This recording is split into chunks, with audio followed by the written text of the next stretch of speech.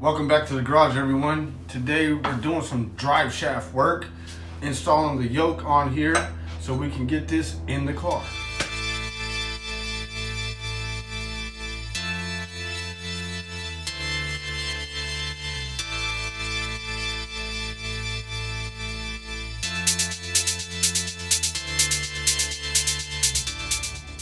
Alright, so for those who don't know me, my name is Mike. I'm currently working on a 1989 Mustang 5.0 5-speed. It's a fairly good car, not too bad. A few rips here and there, nothing too serious. Otherwise, pretty solid.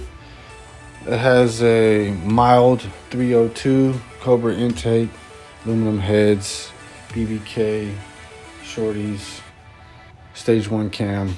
Nothing too serious. Currently blew out the stock transmission, which is a T5.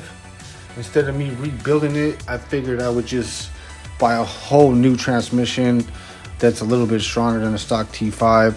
I have a video on that. If you haven't seen it, go to the channel, take a look.